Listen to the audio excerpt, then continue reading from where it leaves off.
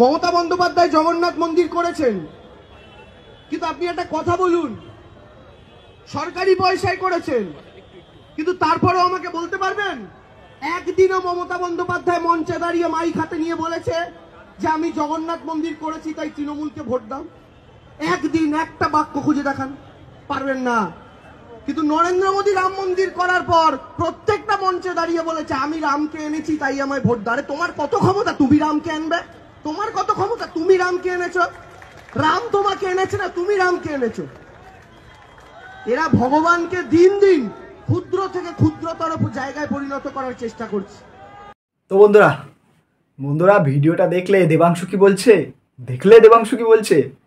দেবাংশু কিন্তু যাই বলো বন্ধুরা, সবসময় যে ভাট বকে এটা নয়, কিছু কিছু সময় ঠিকও বলে, কিছু কিছু সময় ঠিক বলে দেবাংশু। তো আজকে যেটা বলেছে কথাটা ভুল বলেনি, সত্যিই তো আমাদের মমতা ব্যানার্জি মুখ্যমন্ত্রী মাননীয়া, উনি বলেছেন যে মানে দেবাংশু বলেছেন যে আমাদের মুখ্যমন্ত্রী দীঘাতে যে জগন্নাথ মন্দিরটা করেছেন এটা সত্যি। কোনো স্টেজে গিয়ে কিন্তু বলেনি যে এই আমি মন্দির করেছি তার জন্য আমাকে একটা ভোট দিতে হবে, এটা কিন্তু বলেনি।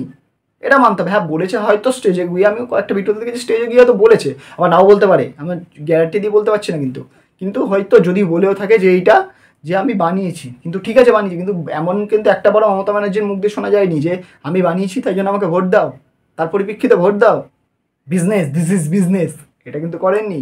কিন্তু হ্যাঁ আমাদের প্রধানমন্ত্রী অনেকটা বলতে পারো ওই টাইপেরই বলেছে, যেটা দেবাংশু বলল এক্ষুনি, যে আমি রাম মন্দির বানিয়েছি।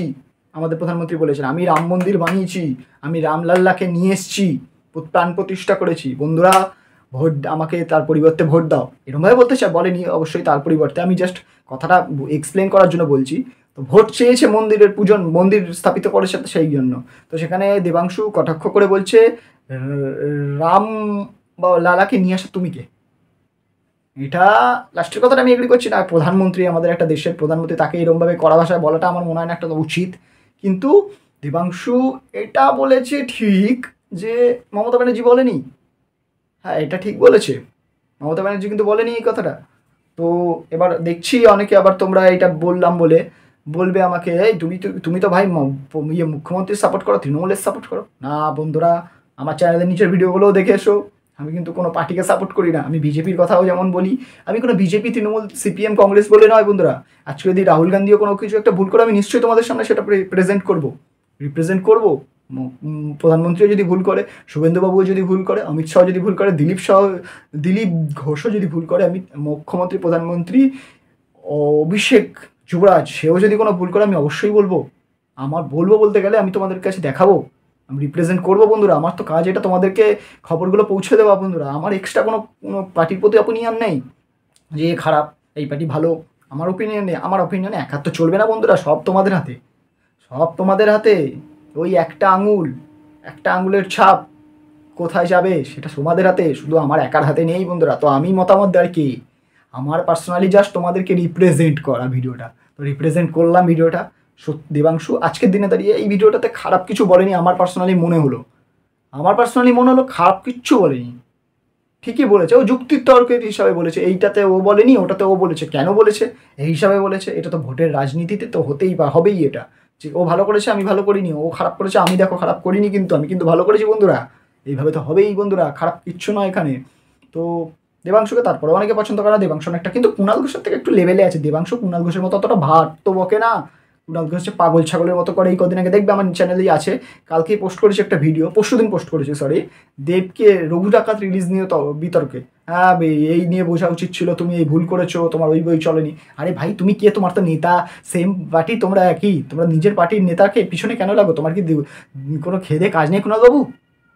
তো যাই হোক কুণাল বাবুর প্রসঙ্গে আমি যাবো না, ভিডিওটা দেখতে পারো, কিন্তু ভিডিওটা দেখতে পারো, আমি কি বলছি দেখতে পারো, দেখবে কুণাল ঘোষ আর দেবকে নিয়ে আমি একটা ভিডিও বানিয়েছি, পরশু দিনের ভিডিও, দেখতে পারো, কাল পরশুর মধ্যে হবে।